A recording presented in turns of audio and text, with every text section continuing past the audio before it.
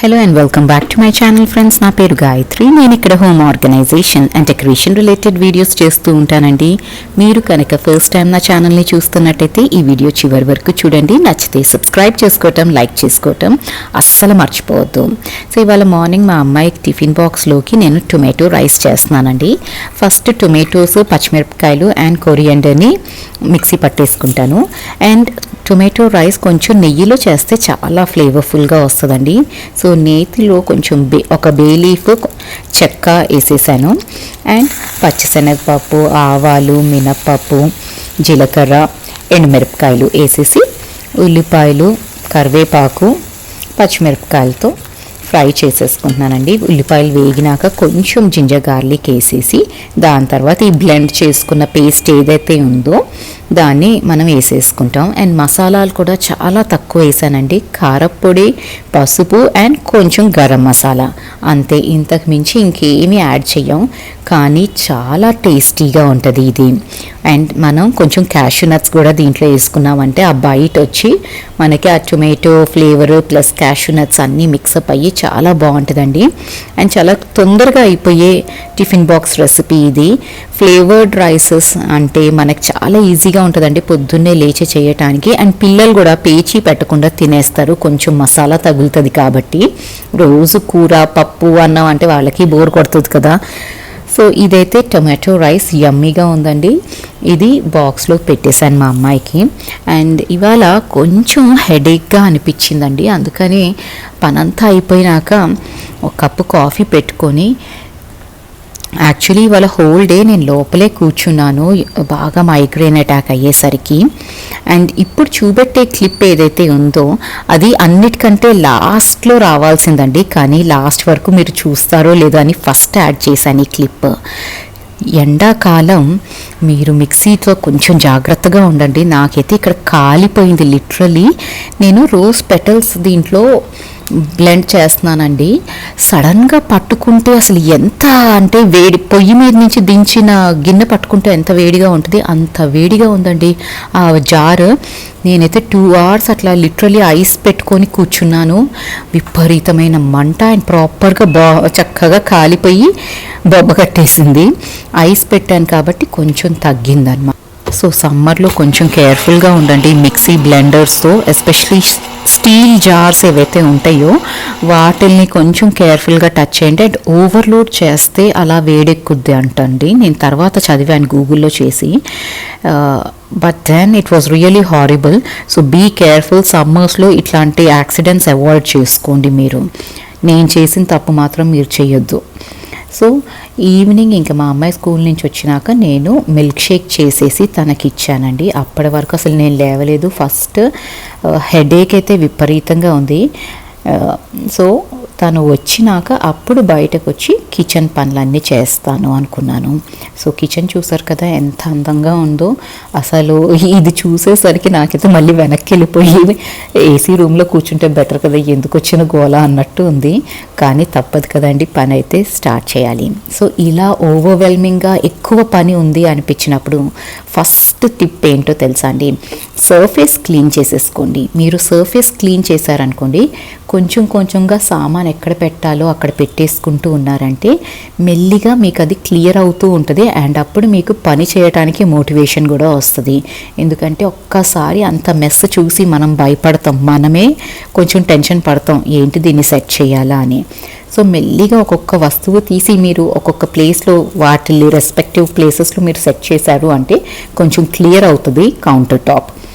So 1 at a time మీరు పని start చేశారు అంటే అయిపోతుందండి డెఫినెట్లీ. అండ్ నేను పాలు కూడా తోడేయలేదు, అది కూడా తోడేసి కొంచెం బటర్ మిల్క్ చేసుకొని తాగుతూ ఉన్నాను. ఇది సెట్ చేసుకునేటప్పుడే ఈ సైమల్టేనియస్లీ బటర్ మిల్క్ కూడా చేసేసి తాగేస్తూ ఉంటానండి నేను. దానికి ఒక టైం కావాలి, లేదా ప్రశాంతంగా కూర్చొని బటర్ మిల్క్ తాగాలి అని అనుకోనండి. నేను పని చేసుకుంటూనే ఈ ప్రాసెస్ కూడా చేసేసుకుంటూ ఉంటాను. హెల్త్ని కూడా చూసుకోవాలి కదా. సో ఫస్ట్ అయితే నేను ఈ ఐలాండ్ని కొంచెం నీట్గా చేసేద్దాము అనుకున్నానండి ఇవాళ. యాక్చువల్లీ ఇక్కడ ఏంటంటే సమస్తం సామాన్ అంతా అక్యూములేట్ చేస్తుంది. మా హౌస్ హెల్ప్కి ఎన్నిసార్లు చెప్పినా ఎక్కడ ఏ సామాన్ కనిపించినా తెచ్చి దాని మీద పెడుతుంది. నేను ఆ ప్లేస్నేమో కొంచెం ఫ్రీగా ఉంచు, నాకు అట్లా మెస్సీగా చెయ్యకు అంటాను. తను కడిగిన ప్రతి వస్తువు తెచ్చి ఇక్కడ పెట్టడము, లేకపోతే ఇంట్లో ఎక్కడ ఏ సామాన్ కనిపించినా తెచ్చి ఇక్కడ పెడుతూ ఉంటుంది. సో ఈ ప్లేస్ ఆటోమేటిక్గా కొంచెం క్లటర్ ఎక్కువ అయిపోతూ ఉంటుందండి. సో ఇవాళ ఏం చేశానంటే మొత్తం ఎలాగో సర్దుతున్నాను కదా అనేసి అన్నీ తీసేసి క్లీన్ చేసుకుంటున్నాను. ఎవ్రీడే పైన ఈ పార్ట్ వరకు, ఫ్రంట్ పార్ట్ వరకు క్లీన్ అయితే చేసుకుంటాను, కానీ ఇవన్నీ తీసి మాత్రం ఎవ్రీడే క్లీనింగ్ జరగదండి. వీక్లీ వన్స్ ఎప్పుడో అలాగా తీసి క్లీన్ చేస్తాను.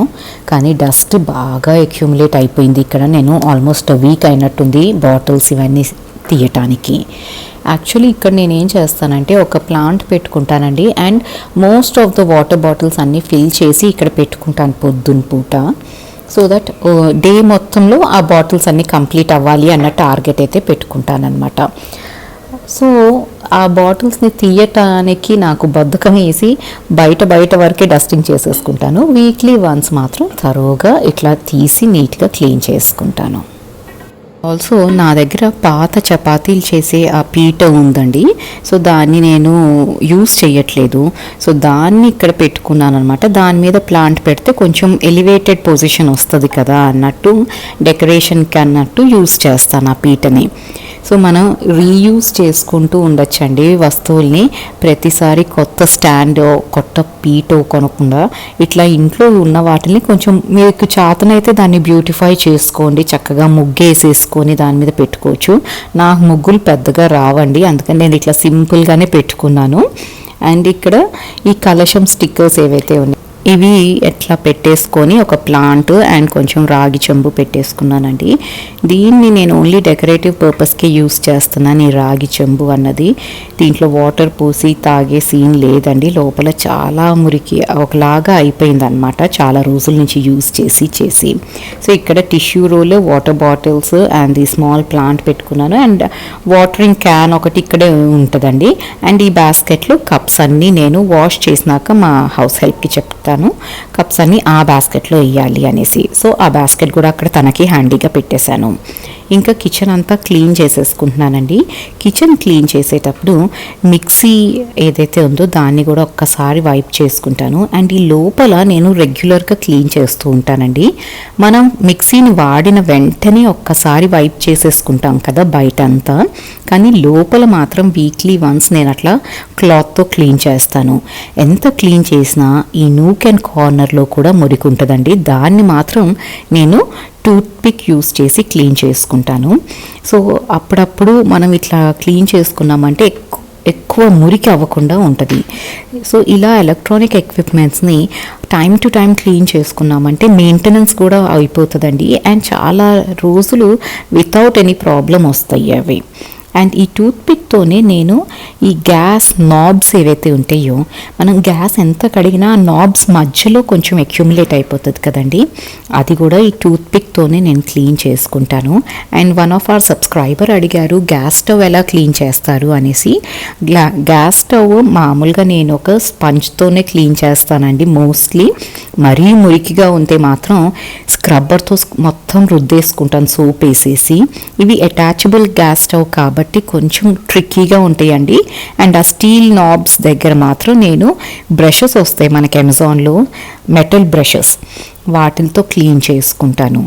సో ఆ బ్రషెస్ చాలా హ్యాండీగా ఉన్నాయండి. నేను చూస్తాను, లింక్ దొరికితే నేను ప్రొవైడ్ చేస్తాను డిస్క్రిప్షన్ బాక్స్లో.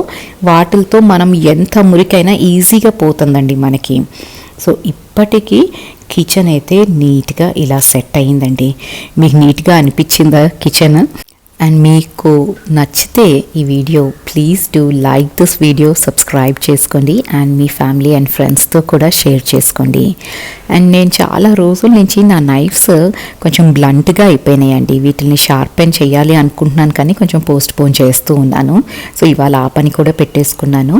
ఈ నైఫ్ షార్ప్నర్ ఏదైతే ఉందో ఇది నేను ఆల్మోస్ట్ 2 years నుంచి వాడుతున్నానండి. చాలా యూస్ఫుల్ టూల్ ఇది. అమెజాన్ నుంచి ఆర్డర్ చేశాను. లింక్ దీనిది డిస్క్రిప్షన్ బాక్స్లో ఉంది. అండ్ దీంతోనే మనము సిజర్స్ కూడా షార్పెన్ చేసుకోవచ్చు. ఏదైనా ఒకటే డైరెక్షన్లో ఇలా పుల్ చేయాలండి. చాలా బాగా షార్పెన్ అయిపోతున్నాయి. నైఫ్స్ యాక్చువల్లీ షార్ప్గా లేకపోతే మన కిచెన్లో పని టైం పెరుగుద్ది అండ్ వెజిటబుల్స్ కట్ చేయటం భలే ఇరిటేటింగ్గా అనిపిస్తుంది కదా. సో ఇట్లాంటి టూల్స్ ఉంటే మనం ఎక్కడికో వెళ్ళి షార్పెన్ చేయించుకోకుండా ఇంట్లోనే ఇవన్నీ చేసుకోవచ్చు. సో నేను ఈ 2 సిజర్స్ నైఫ్స్ అన్నీ షార్పెన్ చేసేసుకున్నానండి. ఇప్పుడు ఇంకా చాపింగ్ అన్నది చాలా ఫాస్ట్గా అయిపోతుంది వెజిటబుల్స్. సో ఇలాంటి ప్రోడక్ట్స్ అయితే వర్త్ బయింగ్ అండి. ఇదేం ప్రమోషనల్ వీడియో కాదు, నాకు చాలా యూస్ఫుల్ అనిపించింది, అందుకనే మీతో షేర్ చేసుకుంటున్నాను. ఇంకా కిచెన్ నీట్గా అయిపోయినాక మన మైండ్ కూడా భలే రిలాక్స్డ్గా ఉంటుందండి. సో ఇప్పుడు ఇంకా పని చేయాలి అన్న ఆ జీల్ వస్తుంది. లేకపోతే మార్నింగ్ నుంచి ఆ కిచెన్ అట్లా ఉంది అనేసి నాకు అసలు కిచెన్ లోపలికి రావాలనిపించదు. అలా అని క్లీన్ చేయాలి అన్న ఓపిక ఉండదు. ఒక్కొక్క రోజు అలాగే ఉంటుంది కదండి. సో ఇంకా ప్లాంట్స్కి కూడా ఇప్పుడు వాటర్ చేసుకొని, ఎండాకాలం పాపం ఇండోర్ ప్లాంట్స్కి కూడా ఎవ్రీ డే వాటర్ చేయాల్సి వస్తుందండి. ఎండిపోతున్నాయి లిటరలీ నా హాల్లో ఉన్న ప్లాంట్స్ అన్నీ అయితే. సో ఎవ్రీ డే వాటర్ చేస్తున్నాను ఎండాకాలం.